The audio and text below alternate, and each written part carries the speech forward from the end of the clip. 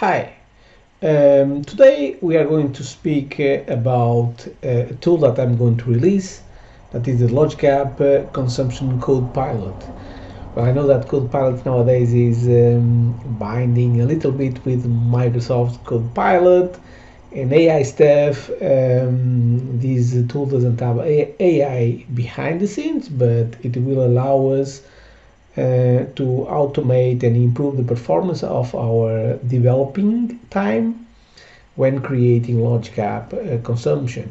So this is a tool for LogicApp developers that are actually creating LogicApp consumption. At the moment is for LogicApp consumption. We are going to work later on also bring a little bit of these capabilities to LogicApp standard. So when we are working inside the LogicApp consumption inside Visual Studio, there are certain tasks that, well, I'm not saying that it's not going to be difficult to accomplish, but a little bit annoying and time consuming. And mainly when we design our LogicApp and then we need to prepare the ARM template for a CI/CD or fine-tuning that JSON code behind the scenes. And I mean in creating an ARM parameter. So it's quite easy. So in the beginning of the JSON file, there is these parameters here, and here we can kind of add a new parameter. We need to know the logic code of the logic, but we can easily create that. So kind of go here and copy one of them. You put a comma here, and then we create another one. We need to modify the name. Let's call it test, and the default value is going to be hello.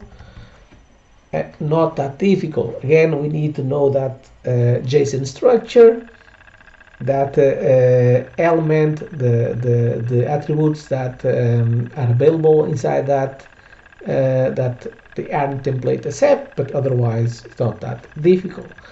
We also have variables here, and it's going to be different. We have a different structure, but again, easy nevertheless.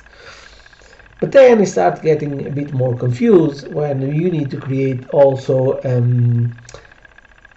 LogicApp parameters behind the scenes or configure that. And then where they are staying inside the LogicApp JSON definition is going to be more complicated. Just to have an idea, inside these resources I have two LogicApps. This one is LogicApp 1. I need to go to the properties, inside definition, minimize the actions, and then I have here the parameters, and here I have what is a LogicApp parameter. The parameters that you see on the design that you can bind to an action. These are the parameters here. If I want to define the status, the initial status of the LogicApp, well, I need to put in a specific place, and to be honest, I already forgot about this, but it should be more or less between here or here. So you always need to understand what is the place to put the correct. You have to know the syntax again.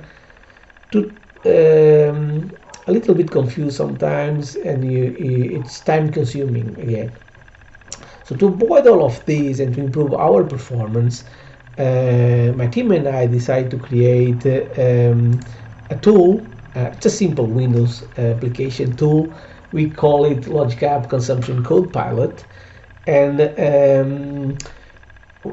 the intention here is to optimize a little bit all of these annoying tasks.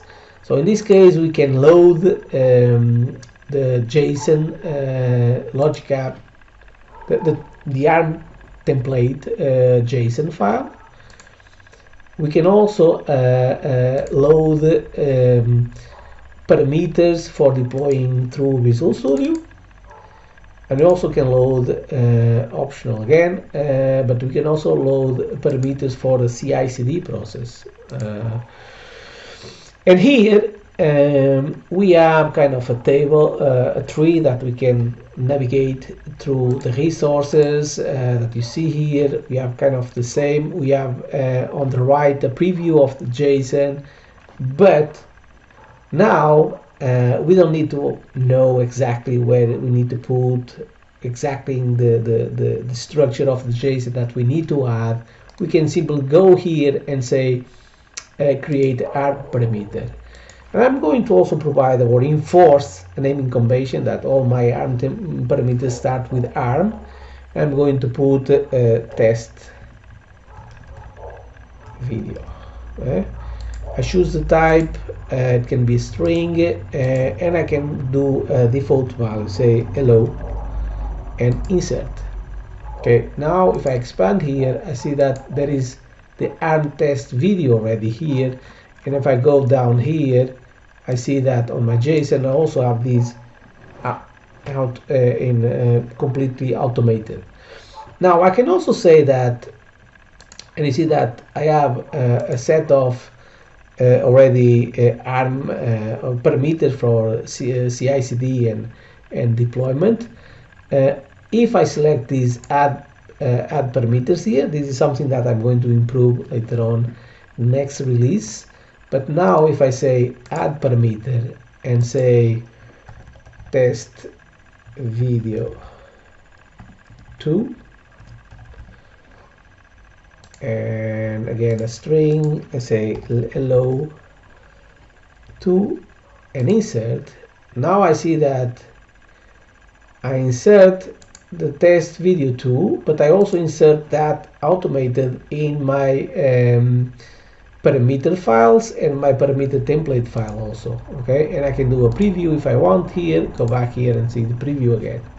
Okay, this is the preview of my JSON. Okay, completely automated. I can do exactly the same for a variable, and I put here var2 hello add variable. You see that it was inserted. I now have var2 here, and I can go and say add a new LogicApp parameter. So when I say a LogicApp parameter, I'm going to be able to select what is the LogicApp I want. So I'm going to use this LA test and enforcing some naming convention starting with a P, but it's going to be parameter test video LA, right? Say hello and add a parameter to that workflow. So this is the second. I know that if I want to check, I need to expand my properties. I need to expand the parameters, and you see that there is the parameter there. Okay. Of course, if I want to navigate, I need to know that, or I can go here and say, for example, search p test video and do a search, and you see that it's found here. So I see that it's already there. Okay, so I can go there and change that. I think I can also edit it here and put it a 2 and save it, and we'll save it. Okay, so I can also edit here. I'm going to improve later on this, but again, very simple to accomplish that. So another thing that we can do also is, for example, if I go and see where it is, okay, LogicApp statement. Again, I'm going to improve this UI experience, but here is selecting which LogicApp I want. I want this test, and I want the initial status going to be disabled. So when I deploy that, this LogicApp is going to be in a disabled status, not running already. So again, and in an automated way, he went to my JSON, he know where to put, and he added state disable here. Okay, so I have Logic App 1 enable and Logic App 2 disable if I publish now the solution. Well, inside the harm parameter, you can add different resources, and this resource can be a logic app or a connection. But if I want, now I can go and say add a new empty logic app, and that will ask me give it a name. I will say LA video test and continue. You know that now it was added a new logic app with the name LA video test. Okay, and is completely empty. Okay? If I have some logic app definition saved, kind of default structures, kind of a logic app template that you see inside the Azure portal when you are creating a new logic app. I can also select add a new logic app from a template. I just need a template file in your side. I don't have it here at the moment. Select that, and this will take all that definition and add it inside my ARM template. And then for now we have all of these capabilities with this tool along with the search. I'm going to improve this tool a little bit further, but at least this experience about creating ARM parameters, logic app parameters, variables, import new logic app or create a new logic app from blank. It doesn't need to be manually. I don't need to copy and paste inside my my JSON definition. That is going to cause sometimes problems with the existing stuff. You will make a lot of errors probably.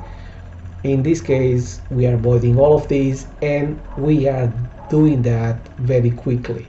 And I can use this, of course now I can save all of this or save all files if I want, and alongside with Visual Studio for creating my logic app workflow and all the stuff that we are doing very well inside Visual Studio. I can use also additional this tool to improve all of these fine-tuning capabilities of the ARM template. So I hope you enjoy the tool, test it, and please provide us feedback.